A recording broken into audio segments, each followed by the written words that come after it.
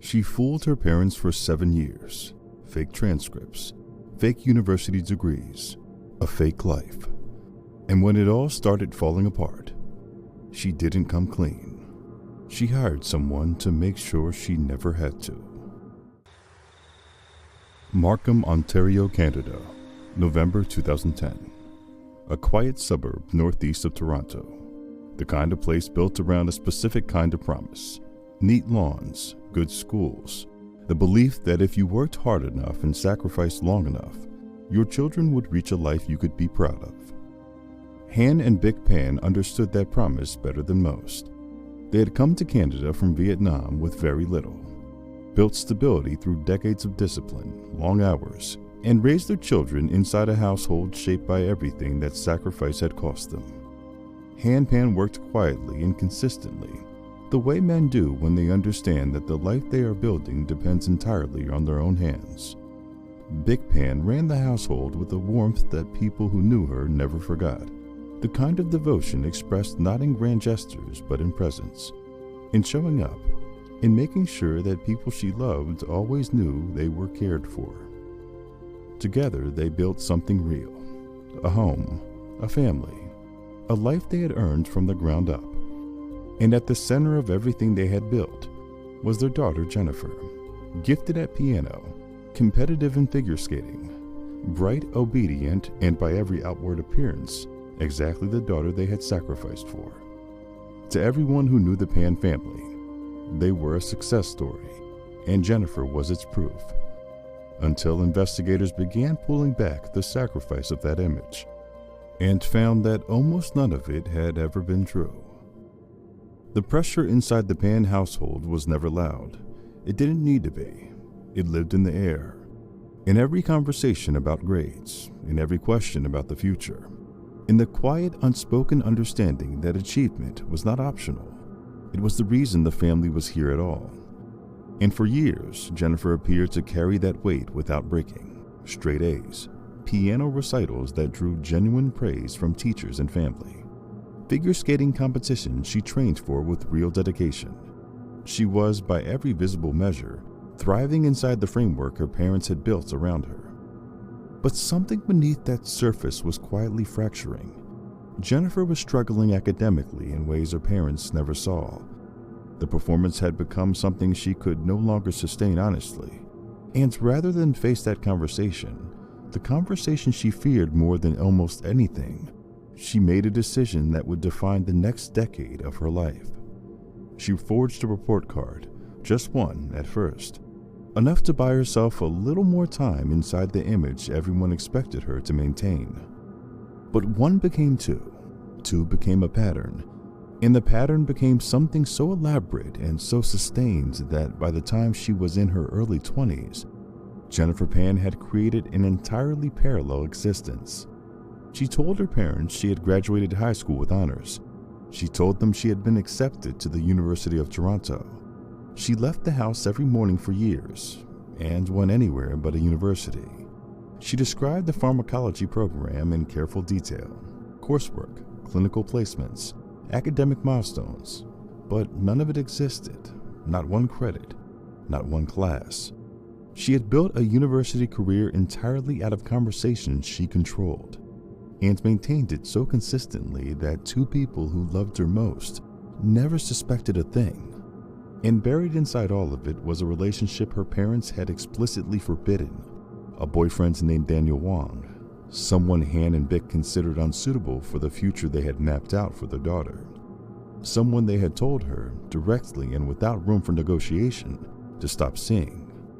But Jennifer kept seeing him, in secret, for years. Because sometimes the lies people tell are not born from cruelty. They are born from the belief that honesty would cost something they are not prepared to lose. But the longer a fabricated life runs, the more impossible the truth becomes to say out loud. Every month that passed made the confession feel heavier. Every invented milestone pushed the real Jennifer further from the one her parents believed they were raising. And the more that gap widened, the more it began to trap her. Some stories begin with violence. Others begin with a lie. A small one. The kind people tell you when they're afraid of disappointing someone they love. But every lie creates a debt, and eventually, the truth comes to collect.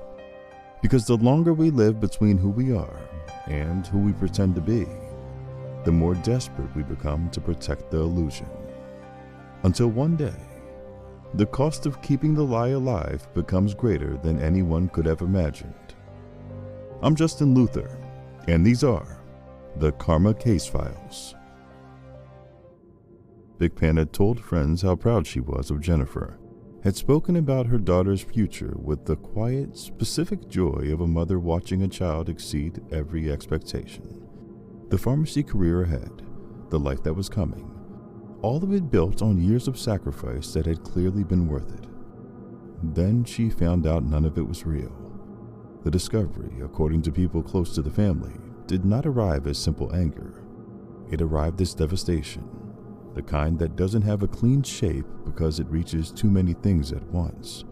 7 years of pride, 7 years of conversations about a daughter's future, 7 years of believing in someone who had been performing the entire time. All of it, rewritten overnight. And with that rewriting came immediate consequences. Jennifer was pulled back under direct parental supervision, her independence removed, her finances controlled. Her parents began making decisions about her future on her behalf, decisions she had no voice in, a structured path forward that left no room for the life she had actually been living. And from inside that confinement, something began to shift in Jennifer. Not grief, not remorse, something darker, a resentment that had no obvious place to go.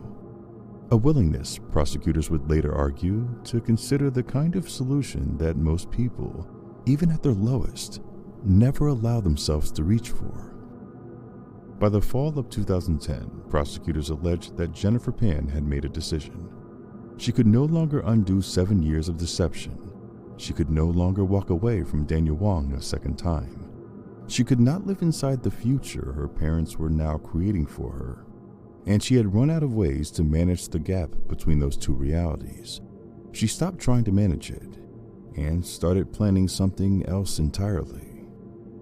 Through Daniel and a network of connections he had maintained, Jennifer allegedly began putting the pieces together. She identified men willing to carry out the attack. She gave them what they needed: the layout of the house, the family's nightly routine, when the doors would be unlocked, which rooms her parents would be in after dark. The plan, prosecutors argued, was methodical in a way that made it more disturbing than a crime of passion. Both Han and Big Pan would die inside their own home, and Jennifer would be found alive, bound, trembling, a daughter who had been spared, a witness with no reason to be suspected of anything. November 8, 2010, the Pan family home. After dark, the men entered the house. Han Pan was forced to the floor at gunpoint. Big Pan was shot and killed in the upstairs bedroom. Han Pan was shot in the face at close range, but Han Pan did not die, and Jennifer Pan called 911. Her voice fractured as she spoke. She described intruders, strangers who had come in from nowhere. Her mother gone, her father shot and bleeding. She told them she had been restrained, zip-tied to the staircase railing, and left behind when the men ran. She sobbed through the call. She answered every question. She performed with remarkable precision every note of what a traumatized daughter who had barely survived the worst night of her life would sound like. First responders arrived to find the scene exactly as she had described. Big Pan deceased, Han Pan critically wounded and barely conscious.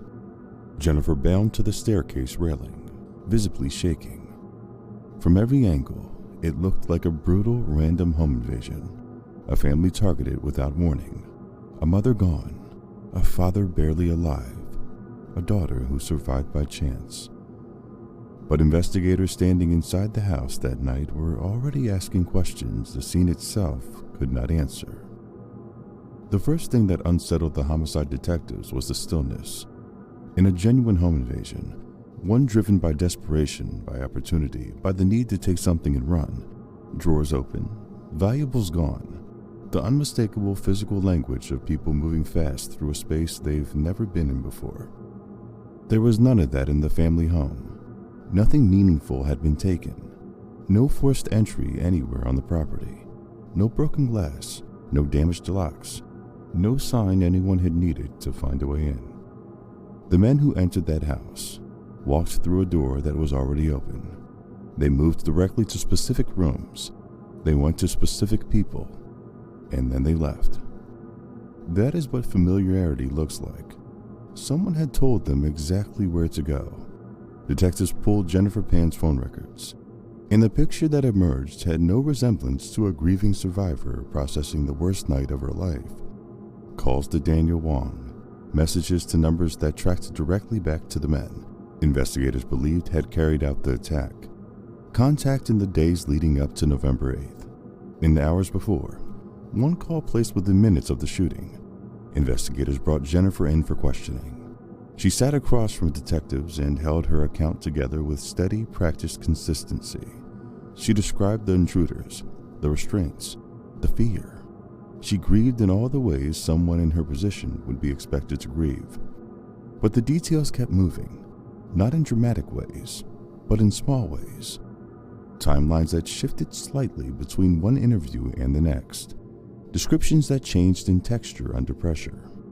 The specific kind of inconsistency that only surfaces when investigators are trained to listen to everything, including what doesn't change when it should. And then came the moment that quietly broke the case wide open. Pan recovered enough to speak. He was a man who had been shot in the face in his own home, who had survived something engineered to leave him dead, who had laid on the floor of the house he built while his wife was killed upstairs. When he described what he remembered from that night, it didn't match what his daughter had told police.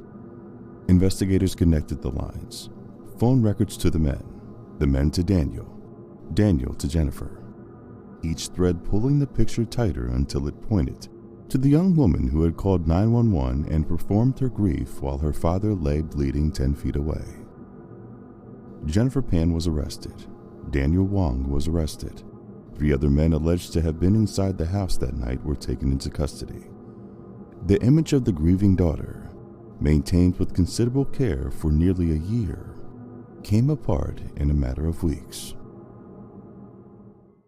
Let's stay here for a moment, because this case is not simply about violence.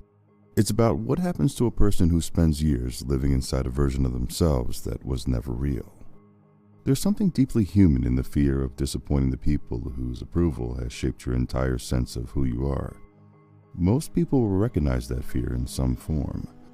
A grade you hid from a parent, a choice you made quietly because announcing it would cost you something. The small, private calculation of whether the truth is worth what telling it might take from you. Most people tell the truth anyway. They feel the fear, they say the words, and they survive the discomfort. But occasionally, someone makes a different calculation. They choose the lie, and the lie works. The fear they expected never arrives. The consequence they dreaded never comes. And in that absence, something shifts. Because if the lie works once, it can work again. And if it works again, the truth starts to feel like something that was never actually required. That is where the real danger lives. Not in the deception itself, but what the deception quietly teaches. That reality is something you can manage, that consequences are something that happen to other people, that if you're careful enough and consistent enough, the gap between who you actually are and who people around you believe you to be will never have to close. Jennifer Pan didn't begin her story as someone capable of arranging a murder. She began it as a teenager who forged one report card, who bought herself one more month inside an image she could no longer maintain. But that compromise required another. That one required another, and over 7 years, the distance between the real Jennifer and the performed one became so wide that the honest version of herself may have felt like a stranger she no longer had the language to introduce. That distance between a forged report card and a hired killing is not something that happens overnight. It's constructed.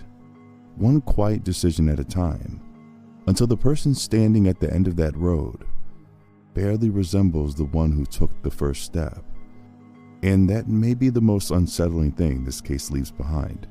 Not the violence, not the verdict, but the fact that the beginning of this story is something almost anyone can understand. The trial of Jennifer Pan, Daniel Wong, and 3 co-accused opened in the spring of 2014. 5 defendants, more than 4 months of testimony, a courtroom that drew national attention. The prosecution built its case around a single, consistent portrait. Not a person who broke under pressure in a single terrible moment, but a young woman who planned it, who thought it through, who made arrangements over weeks and executed them with a level of composure that prosecutors argued was impossible to reconcile with innocence. They walked the jury through the phone records, every call between Jennifer and Daniel in the days before the shooting, every contact with the men alleged to have carried out the attack, the financial transactions, the timeline, a pattern that prosecutors argued did not point towards coincidence. It pointed toward coordination. Then came the witnesses, and they did the damage the phone records alone could not. Former friends took the stand, and one by one they described conversations that had stayed with them, conversations they had never imagined would one day be a part of a murder trial. Jennifer had spoken about wanting her parents dead, not once in a moment of frustration, multiple times, in a way that made it impossible to write off as venting. One witness described the tone of those conversations, not panicked, not desperate, not the raw, unfiltered language of someone overwhelmed by emotion. Calm, measured, as though the decision had already been made and what remained was only the details. The defense pushed back. They argued Jennifer Pan was a young woman who had spent her entire life inside a household that gave her no room to exist as herself, that the case against her was not built on actual proof. And there were moments in the courtroom where the argument landed, where the jury was reminded that no one had seen Jennifer Pan authorize what had happened that night. The prosecution's case, at its foundation, asked 12 people to draw a conclusion no one had witnessed being made. But then Pan took the witness stand, a man who had come into the courtroom carrying everything this story had taken from him, who sat in the witness box and described in careful and specific detail the night his wife was killed and how he nearly was killed as well, who let the jury sit quietly inside the contradiction between his account and his daughter's. This case was about a father sitting 10 feet from his daughter, who had survived what she allegedly arranged, who had loved her anyway, and who had come into the courtroom to tell the truth about the night that love cost him everything. The jury deliberated for several days. On December 13th, 2014, they returned. Jennifer Pan was found guilty of first-degree murder in the death of her mother, Vic Pan, guilty of attempted murder in the shooting of her father, Han Pan. Daniel Wong and 2 co-accused were also convicted of first-degree murder. A 4th received a manslaughter conviction. Under Canadian law, a first-degree murder conviction carries a mandatory life sentence, no parole eligibility for 25 years, no exceptions, no discretion. Jennifer Pan received that sentence. And Han Pan, the man who survived everything this story put him through, walked out of that courtroom carrying something no sentence could touch. He had come to Canada with almost nothing. He spent decades building a life worth handing down. He loved his daughter in the only way he knew how. And in the end, he buried his wife, testified against his child, and walked out of a courtroom that had just convicted her of planning his own death. There was no version of justice in the room that gave him back what he had lost, and there was never going to be. In the years after the conviction, Jennifer Pan maintained that the story was more complicated than the verdict that sent her to prison. Appeals were filed, questions were raised about the instructions given to the jury, and in April 2025, the Supreme Court of Canada upheld the order for a new trial on the murder charge. But the attempted murder conviction remained. Jennifer Pan would not walk free. Then, in 2026, before a new murder trial could begin, the case took another turn. Jennifer Pan pleaded guilty to manslaughter in the death of her mother, more than 15 years after that night that had changed everything. The legal battle that had stretched across courts and appeals finally moved toward a conclusion, and Han Pan lived the life that remained to him. He spoke publicly, but rarely. When he did, he chose his words with the care of someone who had spent years carrying the weight of what happened. He spoke about Vic, about the decades they had spent building a life together, about the quiet routines that disappear when the person beside you is gone. Her voice in the morning, her place at the dinner table, the life they shared before November 8, 2010, and the silence that followed. When asked about Jennifer, Han Pan said he still loved his daughter. Think about that. A man who was shot inside his own home, who lost his wife, who testified against his child, who sat through years of trials, appeals, and court proceedings, and still loved her. Not because the pain disappeared, not because forgiveness erased what happened, but because some bonds survive even the things that should destroy them. And that may be the detail this story leaves behind that nothing else can match. Not the lies, not the plan, not the verdicts, not the appeals, but a father carrying everything this story cost him, and somehow still unable to stop loving his daughter. This is Karma Case File number 10. Jennifer Pan did not begin her story as someone capable of ordering a murder. She began it as a daughter who was afraid of one conversation, afraid of disappointing the two people whose belief in her had become the foundation she built everything on. Afraid that if she told the truth even once, the version of herself everyone loved would disappear. So she chose a lie, and then chose it again, and again, until the constructed version of herself became the one she only knew how to be. 7 years. 7 years of leaving the house every morning and going somewhere else entirely. 7 years of building a life in conversation that didn't exist anywhere outside of it.